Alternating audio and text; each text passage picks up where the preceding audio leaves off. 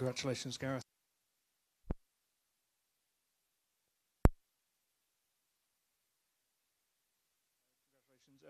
Can you try and sum that up?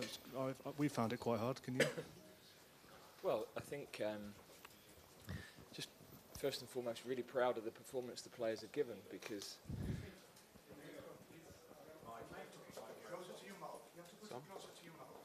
Is on? Yeah. Okay. Yeah, just extremely proud of the performance the players have given because they played with huge courage. We knew that to come here and just defend for 90 minutes, you're unlikely to get a result. So we needed to be brave with the ball. We talked about the threat that our front three have and that they need to believe in themselves, but also we then have to get the ball to them. And we knew today the way that Spain press, you've got to get the first couple of passes out of that press spot on. And at times, you know, we ran the risk of losing the ball near our goal, but when we got out of that press, we were a huge threat in counter-attack. So the quality of the play and the bravery of the players was the thing that pleased me the most. Gareth, can you talk about the fearlessness that the front three showed, in particular Raheem Sterling hitting that ball to score such a great goal after such a long time? Yeah, I think all three of them have understandably had questions asked, and all three of them responded with real top performances. We were able to play off them. We were able to, you know, they retained the ball well for us and allowed us to build. The speed was an obvious threat, and the quality of their decision making and their passes and the finishes was top. So, yeah, they should take huge belief from what they've done because as a team, to come here and play the way that they did is a great reference point for them now for the future. Dave Kidd. Gareth, Raheem in particular, it's obviously been a long while. It's the first time he scored under you, but you obviously always had that belief. Did he always have that self-belief in himself, or have you had to sort of cajole him through some of the times in terms of goal scoring? No, it's not for me to take any credit. I think the only thing we did say was when he scores, he'll probably score again, and he managed to do that pretty quickly. But no, I'm delighted for him because I don't think he ever lacked confidence, but I think, as I said last night, sometimes you get chances and you're thinking too much. And I think tonight he just took the chances and was prepared to hit things early. But also his general game was good. He took up some really dangerous pockets of play and got turned and running at the defence. And him and Marcus really diligent with their defending as well, which we needed because you're never going to dominate the whole game somewhere like this. And you know, we had to do more than our share, and being compact without the ball was going to be critical. Gareth, Charlie White.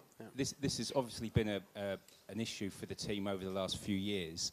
How important is it for the team's confidence that you've beaten a major nation now? Yeah. I think that fact that they have a reference of what it was like to play in a stadium like this, you know, a lot of young players. So it's important they have good experiences of playing for England, that they enjoy playing for England, that they feel the way that we want to play, and they should be able to progress from this. But that's up to us now. You know, we had a really good summer, and we had to show signs that we could step forward, and we've learned a lot. This week has been a really good week. 2 good performances. We've tried a new system.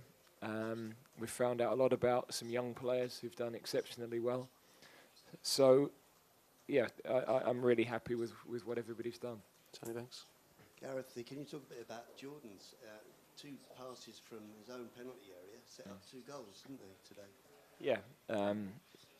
Again, we've tried to talk to him about having an extra touch because at times when you do that, the game opens up for you as a goalkeeper and some of those options become more apparent. So I thought, again, in the 2 matches that he's had this week, he's shown real composure to do that. Find passes into midfield. He's got the technical ability to do it. He maybe hasn't got the technical ability to do a Cruyff in his own 6-yard box. But that's something he'll have to work on with Everton, not with us, probably. Paul Hayward. Paul, you still got a question? Yeah, sorry, Gareth. It's similar to the one you've already been asked, but the World Cup obviously ended on a slightly flat note for you, and to get a win like this so quickly in Spain against a team of their calibre must restore the impetus for you and make the players feel that they're capable of, the World Cup wasn't a one-off, basically. Yeah, I don't think it was anyway, because it's judged however you want to judge it, really. But for this group of players, first team for a decade to get a knockout win, quarter-final victory against Sweden, a little bit dismissed when you look at our record against Sweden over 15 matches or so. So I felt for them, with their experience, real good progress, and that's what we had to continue. And we were beaten. I thought Spain were better than us at Wembley, but we could quite conceivably have had a draw from the game with the decision at the end. So the margins are so fine, and when you're in a competition like this where there's only 4 matches, there's a huge consequence to marginal differences. So that's why, for me, it's so important to focus on the performances. And I think the 2 performances this week have been really healthy. We've shown an energy and real good defensive organisation in our pressing, and we've shown belief and quality with the ball. The other night on a very difficult pitch, tonight against a very good opponent, and with the pressure of a fairly vocal home crowd, which I was pleased they had to fill that and sustain that right to the end. Sam Wallace. Hi, Gareth. Just in terms of the sort of standing up to a side this good, there was something quite notable. A lot of people talk about Dyer's tackle on Ramos in the Spain box in the 11th minute. I mean, was that something you encouraged them to do, to take on these big characters in the Spain team and to try and impose themselves? Yeah, well, we know that Sergio Ramos and Busquets will run the game if you allow them to. Between them, they have more caps than our entire squad. So we did talk about the mentality of going into the game. There's how you want to play with and without the ball, but then there's the mentality you've got to show if you're going to come to a place like this and win. And you've got to show the nous and the tactical awareness, but also the nerve to go and take those guys on. And I think that's what hopefully the players would have taken the most from this evening. They've at times played with quality before, but I think their mentality tonight was really good. Okay, we'll finish with Simon Peach. Yeah, just further to that, streetwise is a kind of word that's been bandied around over the years when England haven't done so well. But do you think the way your side dug deep and took the pressure off at important moments and kept the possession in times was important as well? Yeah. There's managing the game. There's different ways of doing that. There's obviously